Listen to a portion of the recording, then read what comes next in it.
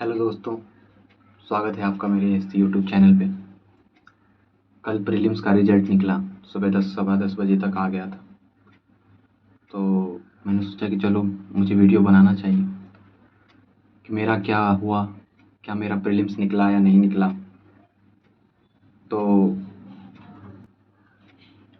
पहले बात कर लेते हैं कि इस बार प्रीलिम्स का पेपर कैसे आया, कैसा आया। सबको पता है कैसा पेपर था। एलिमिनेशन टेक्निक्स हटा दिए गए थे, पेपर को कुछ ज़्यादा ही फैक्चुअल बनाया गया था।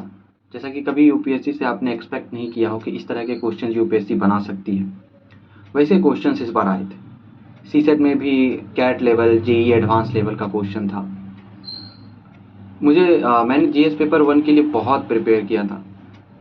तो मैं सबसे पहले अपना रिजल्ट बता देना चाहता हूँ। सॉरी, वो बैकग्राउंड नॉइज़ आता ही रहेगा, मैं उसके लिए कुछ नहीं कर सकता, क्योंकि लोगों के अंदर समझदारी की थोड़ी सी कमी है कि गली मोहल्लों के बीच अगर आप बाइक लेके जा रहे हैं तो speed limit 20 kilometre per hour रखना चाहिए। ठीक है, ज़्यादा हॉर्न का इस्तेमाल नहीं करना चाहिए, लेकिन यहाँ के लोग कुछ ज़्यादा ही हॉर्न का यूज़ करते हैं। खैर चलिए, जाने दीजिए। इस बार वाला मेरा प्रीलिम्स मेरा सेकंड अटेम्प्ट था और मेरा नहीं हुआ। मैं ये वीडियो कल ही लाने वाला था, लेकिन थोड़ा सा बुरा लगता है, वो होता ना कि दिल से बुरा लगता है भाई, क्योंकि मैंने मेहनत की थी, मुझे ऐसा लगता है, और सच में मेहनत की थी। मेरे नोट्स आप देख सकते हैं, एक एक सब्जेक्ट्स के मैंने नोट्स बनाए थे ऐसे, मतलब कि पीवाईक्यू के अलग नोट्स बना के रखे थे। पीवाईक्यू से रिलेटेड जो भी बैकवर्ड लिंकेज हो सकता है, मैंने जीएस पेपर 1 के लिए जितना कुछ हो सकता है मैंने वो किया था।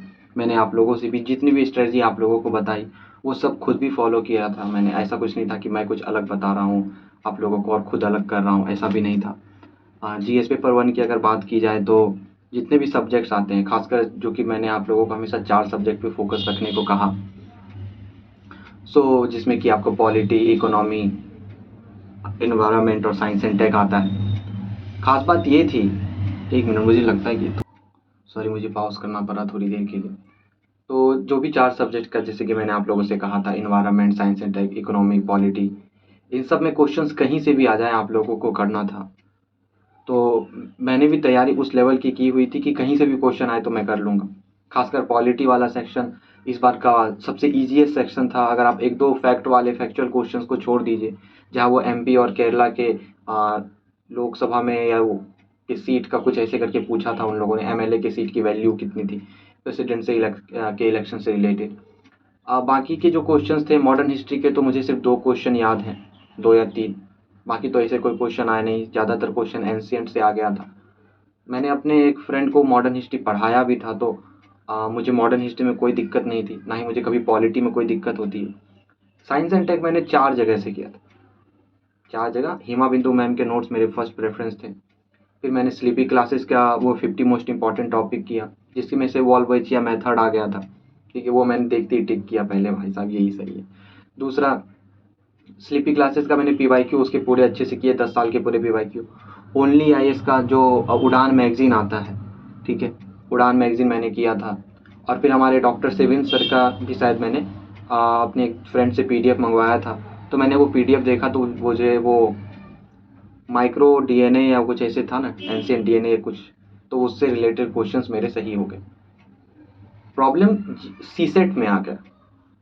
जीएस पेपर 1 में जितने भी जो भी कुछ कर सकता था मैंने वो सब किए, सारे सब्जेक्ट्स जितने भी। और जब मैं आके अपने आंसर की अलग अलग इंस्टीट्यूट के आंसर की से जब मैंने मिलाया, तो 85 to 90 स्कोर मेरे बन रहे थे जीएस पेपर 1 में। हालांकि वो नेक्स्ट ईयर तक आ ही जाएगा, तो आप लोगों को दिखाई दूंगा मैं, अगर तब तक यूट्यूब कंटिन्यू रहा, क्योंकि रीच बहुत कम होते जा रही है वीडियोज़ में। 100, 150, 200, अब 6500 सब्सक्राइबर वाले यूट्यूबर के चैनल पे 100-200 व्यूज़ आते हैं। खैर जोड़ने दीजिए, वो व्यूज़ की बात है। प्रॉब्लम सी सेट में आ गया। सी सेट में भी कॉम्प्रिहेंशन वाला पार्ट बहुत ईजी था और रीजनिंग के कुछ सेक्शन ईजी थे, लेकिन टाइम प्रेशर की वजह से प्रॉब्लम ये होता है कि आता हुआ क्वेश्चन आप सॉल्व नहीं कर पाते, और कुछ क्वेश्चंस ऐसे लेवल के थे कि जिसको कि आप नॉर्मली ऐसे सॉल्व नहीं कर सकते। तो मेरा जो इस बार प्रीलिम्स नहीं हुआ, इसके पीछे का रीज़न जीएस पेपर 1 को मैं नहीं देना चाहूँगा। हालांकि क्वेश्चंस में बहुत सारे वेग थे। I hope and I wish कि नेक्स्ट ईयर शायद ऐसा ना करे यूपीएससी। सीसेट में प्रॉब्लम हुआ था। तो अब बात कर लेते हैं लेसन से रिलेटेड। एक मिनट, ये बगल में प्रॉब्लम सी सेट में था। अब बात कर लेते हैं कि इस दोनों प्रीलिम से मैंने क्या क्या सीखा। वैसे तो मुझे बहुत उम्मीद थी और बहुत भरोसा भी था खुद पे कि मैं इस बार वाला मेंस ज़रूर दूंगा, क्योंकि जितनी मैंने मेहनत की थी। लेकिन कभी कभी आपका सोचा हुआ नहीं होता, तो ईश्वर का सोचा हुआ होता है, तो उसको एक्सेप्ट करते हैं हम। और देखिए, हमेशा हम लोगों को अपनी गलतियों पे काम करते रहना चाहिए। और जितनी भी गलतियाँ हुई मेरे से भी बहुत सारी कुछ ना कुछ तो ऐसी गलती हुई होगी जिसके वजह से नहीं हुआ। तो मैं अपनी गलतियों को एक्सेप्ट करता हूँ, और जो कुछ लर्निंग लेसन्स हैं इससे रिलेटेड, सो मैं यही बतलाना चाहता हूँ आप लोगों से कि बहुत सारे लोग होंगे अभी जो शायद अभी देख रहे होंगे जिनका 2024 में फर्स्ट अटेम्प्ट होगा। सो पहली बात कि आप लोग अपने सोर्स को मत चेंज करिएगा, मैं भी नहीं करूँगा। और 2024 वाला अटेम्प्ट मेरा लास्ट अटेम्प्ट होगा, उसमें चाहे जो हो। उसके बाद मैं इस यूपीएससी के चक्रव्यूह से निकल जाऊँगा, ठीक है। इस यूपीएससी के चक्रव्यूह में कोई भी अर्जुन कभी नहीं बन सकता। मैंने बहुत ट्राई किया था, लेकिन अभिमन्यु ही बन के निकल सकते हैं आप, अगर बाय लक अगर आपका साथ देता है तो। सबसे पहला लेसन जो मैंने सीखा कि अपने बेसिक सब्जेक्ट को कोर बना के रखिए, और सीसेट को उतना ही ध्यान दीजिए जितना आप GS1 को देते। मेरा ज़्यादा पोर्शन GS1 को चला जाता था, और सीसेट अगर यूपीएससी के लेवल का आता तो मैं इजीली क्रैक कर लेता, लेकिन कुछ ज़्यादा ही लेवल बढ़ा दिया गया।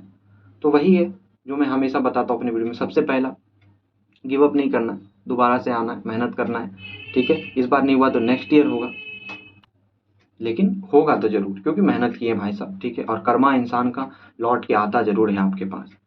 तो पहला है कि मैंने सोचा कि आप गिव अप नहीं करना। दूसरा, अभी का जो ये टाइम पीरियड है और अभी से लेकर दिसंबर तक का, अपने ऑप्शनल को चुनिए, ठीक है। और ऑप्शनल आपकी वाइफ की तरह होनी चाहिए, मतलब ऐसा कि आप जिसके साथ टाइम स्पेंड कर सके। ये यूपीएससी में एक सेइंग ही चलता है कि अगर आप ऑप्शनल अच्छा चुन लिए, मतलब आपने एक अपना लाइफ पार्टनर अच्छा चुन लिया। ये दोनों बराबर है। तो मेरा तो ऑप्शनल पब्लिक एडमिनिस्ट्रेशन है, क्योंकि मुझे पॉलिटी से बहुत ज़्यादा लगाव है। और बचपन से ही मुझे इंडियन पॉलिटी बहुत ज़्यादा फैसिनेटिंग लगता था। जब मैं संसद भवन में अटल बिहारी वाजपेयी जी को सुनना करता था, तो उनका स्पीच मुझे बहुत अच्छा लगता था। हालांकि वो 2002 के टाइम पे मैं भले ही 4 साल का हूँ, लेकिन बाद में जो उनके रिकॉर्डिंग्स जो मैं देखता था, कहीं कहीं टीवी पे चलते थे उनके बर्थडे पे या कहीं पे भी, तो मुझे बहुत अच्छे लगते थे वो। और अभी भी पास टाइम, खाली टाइम में ना, मैं राज्यसभा या संसद भवन की डिबेट विबेट खोल के बैठ जाता हूँ, क्योंकि अच्छा लगता है देखने में, ठीक है। तो आपको ना और अपने एडमिनिस्ट्रेशन को समझना कि कोई कैसे काम करता है, कोई एक पब्लिक एडमिनिस्ट्रेटर है तो वो क्या काम करता है। सो ये मेरे इंटरेस्ट का सब्जेक्ट था, है। मैं इससे एमए भी कर रहा हूँ, तो ये मेरा था। तो पहला, अपने को गिव अप नहीं करना। दूसरा है कि अपने ऑप्शनल को अच्छे से चुनिए और दिसंबर तक ट्राई करिए कि एटलीस्ट कम से कम आप एक बार ऑप्शनल खत्म करिए। अब ऑप्शनल एक बार खत्म करने का मतलब है भैया, पीवाईक्यू वाईक्यू आपका नोट्स वोट्स सब प्रिपेयर हो जाना चाहिए। इस बार बहुत सारे प्रीलिम्स ऐसे लड़कों ने पास किया है या ऐसे लोगों ने पास किया है जिनके पास, जो मेंस के लिए रेडी नहीं है, ठीक है। बाय लक उनका हुआ है। मैं ऐसा नहीं करें कि उन्होंने मेहनत नहीं की, लेकिन बहुत लोग ऐसे भी होंगे, ठीक है, जिनके जो मेंस के लिए उतने रेडी नहीं है, तो एज उनको मिलेगा जो मेंस के लिए अच्छे से रेडी। तो अगर आपका फर्स्ट अटेम्प्ट ही 2024 में है, या जिसका भी सेकंड या थर्ड जो भी हो, तो अपने को अब पूरा रेडी रहना है प्री मेंस इंटरव्यू तक के लिए, गिव अप नहीं करने का। दूसरा, ऑप्शनल अच्छे से चुनिए। जीएस पेपर 1, 2, 3, 4 ये चारों जो है, इसके नोट्स अच्छे से बना लीजिए मेंस लेवल के दिसंबर तक। तीसरा, ऐसे पे काम करिए। ऐसे तब आप अच्छा लिख पाइएगा जब आप GS 1, 2, 3 और 4, सबसे ज़्यादा जो 4 एथिक्स वाला पेपर है, अगर आपको उस पर कमांड है। इस चारों चीज़ को करने के बाद, इस चारों सब्जेक्ट ऐसे अपने ऑप्शनल को करने के बाद, जो टाइम दिसंबर के बाद का आपका मिलता है, पहले महीने आप कोर सब्जेक्ट का सब कुछ अच्छे से रिवाइज करिए, ठीक है। देखिए, मैं तो अब यही सजेस्ट करूंगा कि टेस्ट सीरीज मत लगाइएगा, क्योंकि टेस्ट सीरीज से कोई फ़ायदा नहीं होता। आप लोगों ने देखा ही होगा कि कोई भी यूपीएससी के क्वेश्चन को टेस्ट सीरीज से बेट नहीं कर सकता। अब आप देखिएगा, जब नेक्स्ट ईयर आप प्रीलिम्स का तैयारी कर रहे होंगे, तो ऐसे क्वेश्चंस आपको दिखेंगे टेस्ट सीरीज में, जहाँ पे ना इन्वायरमेंट के, जैसे इस बार क्वेश्चन आ गया था कि कौन सा वो जानवर है जो पेड़ के छाल को खोद के उसमें से चींटी निकाल के खाता है। मेरा वो गलत हो गया था, मैंने स्लॉथ बियर लगा दिया, वो औरंगेटन था कुछ ऐसा। कौन सा जानवर है जो रात को निकलता है दिन को निकलता है। तो अब ना टेस्ट सीरीज में ऐसे क्वेश्चन आने लगेंगे। लेकिन यूपीएससी नेक्स्ट ईयर पता नहीं क्या लेके आ जाए, लेकिन फिर भी हमें फेथ रखना है उस इंस्टीट्यूशंस पे। कॉन्स्टिट्यूशनल बॉडी है हमारी वैसे। और प्रीलिम्स की तैयारी दिसंबर से हम लोग स्टार्ट करेंगे। और साथ साथ इस बार अगर हम लोग जो सीसेट की तैयारी करेंगे, तो कैट लेवल का तैयारी करना है। तब तक टीचर्स भी समझ जाएंगे कि किस लेवल का क्या पढ़ाना है। लेकिन हाँ, कम से कम 3-4 साल का कैट का पेपर को सॉल्व करके जाना है, जेईई एडवांस के कुछ क्वेश्चंस को सॉल्व करके जाना है, और यूपीएससी के पीवाईक्यू को तो करना ही है। तो यही मेरा एक लेसन था, मैं सोचा मैंने वीडियो बना देता हूँ। तो मेरा प्रीलिम्स क्यों नहीं निकला, इसके पीछे का रीज़न भी मैंने बता दिया आप लोगों से, क्योंकि सीसेट पे शायद उतना कमांड नहीं कर पाया था मैं। और अब नेक्स्ट ईयर देखते हैं कि क्या होता है। बाकी के लिए तब तक के लिए मिलते हैं, मेहनत करते रहिए।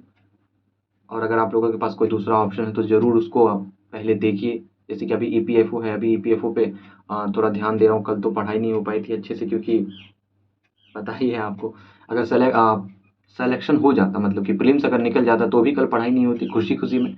और नहीं निकली, दुख में भी नहीं हो। ठीक है, तो खैर चलिए, वीडियो 11-12 मिनट की हो जा रही है। और मुझे नहीं लगता, जो भी है रीच वीच का मुझे नहीं पता। ठीक है, और ये चैनल मैंने इसलिए भी नहीं खोला कि मतलब अचानक से मेरे इतने सब्सक्राइबर या कमाने लग जाऊँ मैं। बस इतना है कि मैं जितना जानता हूँ, मैं सोचता हूँ कि वो उन लोगों तक पहुँच पाए, क्योंकि जब मैं इस फील्ड में आया था तो मुझे कुछ भी नहीं पता था। तो उन लोगों को थोड़ी हेल्प मिले। सो मैंने अपना रिजल्ट, और देखिए हमारे अंदर ना ईमानदारी होनी चाहिए, ऑनेस्टी। आप ऑनेस्टी के साथ मेहनत करिए। ठीक है, और उसके बाद जो कोई भी रिजल्ट आता है, जो कोई भी परिणाम आता है, आप उसको स्वीकार करना सीखिए। Acceptance is a bliss. ठीक है, हम अगर अपनी गलतियों को स्वीकार करते तो हम और अच्छे से निखर पाएंगे, दोबारा वो गलती नहीं करेंगे। सो मेरी तरफ से जिन लोगों का सिलेक्शन हो रहा है, जिन लोगों का प्रीलिम्स निकल रहा है, उन लोगों को बहुत बहुत कॉन्ग्रेचुलेशन, मेहनत करिए। 3 महीने का ही टाइम बचा मेंस के लिए, और जी जान लगा दीजिए, ज़रूर होगा आप लोगों का। और जिन लोगों का नहीं निकला, मेरा भी नहीं निकला है, साथ में तैयारी करेंगे 2024 का। जो भी हेल्प जहाँ से भी हो पाएगा वो मैं ज़रूर करूँगा। सो मिलते हैं फिर किसी नई वीडियो में, तब तक के लिए धन्यवाद।